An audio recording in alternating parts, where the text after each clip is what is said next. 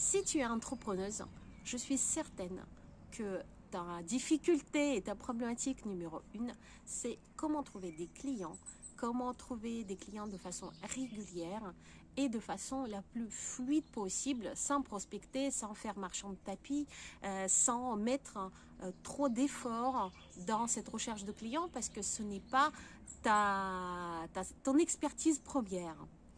Et dans cette courte vidéo, j'ai envie de te parler d'une habitude que j'avais prise il n'y a pas si longtemps que ça, mais qui m'apporte énormément de plaisir déjà dans le cheminement et aussi de clients.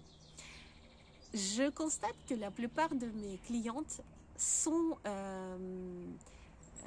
comme moi. Et il y a quelques temps encore. C'est-à-dire, leurs drivers principaux, c'est soit parfaite et soit forte. Ce sont des personnes qui cherchent toujours à s'améliorer, qui cherchent toujours à faire un mieux possible, mais aussi qui n'aiment pas demander de l'aide, qui se doivent être indépendantes, qui doivent faire tout seuls des choses, qui doivent être à la hauteur elles-mêmes de ce qu'ils se demandent. En fait, elles ont beaucoup d'exigences envers elles-mêmes et elles n'aiment pas demander. Et pourtant, c'est bien l'habitude de demander de l'aide qui aujourd'hui me permet de vendre. De quelle manière? Alors, j'ai mis en place, moi, personnellement, 2 choses qui, aujourd'hui, sont vraiment importantes pour moi et je prends plaisir à le faire.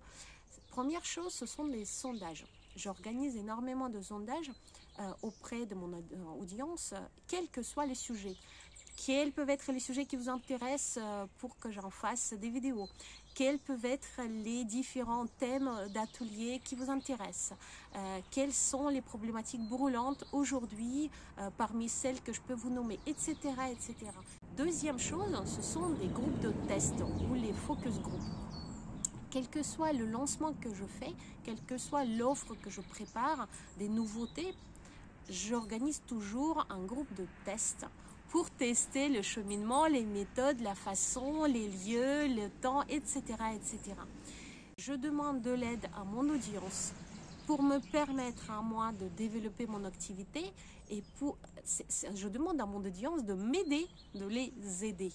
En réalité, ce n'est autre chose que ça, que ce soit les sondages ou que ce soit les focus group. Ces demandes-là ont des énormes bénéfices sur mon activité et sur ma recherche de clients. Quels sont ces bénéfices? En premier, je parlerai bien sûr de création de liens.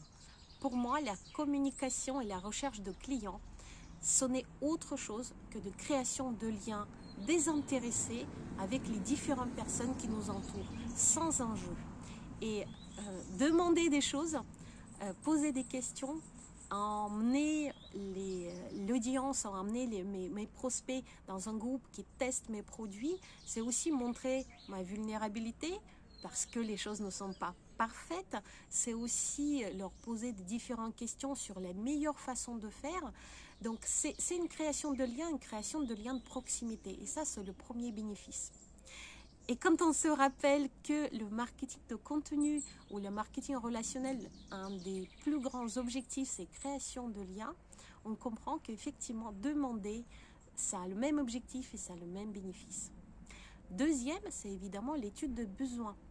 On ne peut aujourd'hui créer une offre sans connaître du bout des doigts les besoins de nos clients. C'est uniquement comme ça qu'on peut trouver exactement les réponses à leurs besoins pour pouvoir les aider le mieux possible. Et c'est uniquement comme ça qu'on arrive à vendre nos offres.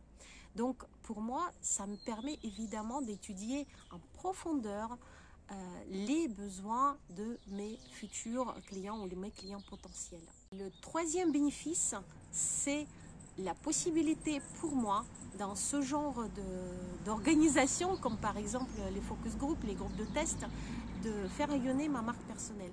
Les personnes voient exactement comment je fonctionne, comment je parle, quelles sont mes méthodes, quelles sont mes façons de faire, mes façons d'accompagner.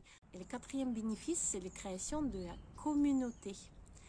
Mes clientes adorent créer des choses, elles sont très créatives et elles aiment bien participer à une création de nouveaux projets, elles aiment bien avancer les choses dans le monde. Et le fait que je leur demande de participer dans la création de mes offres, de mes programmes qui vont aider d'autres entrepreneuses, permettent la création de cette communauté autour des valeurs communes, autour des objectifs communs, autour de cet objectif de bienveillance, d'entraide, de soutien.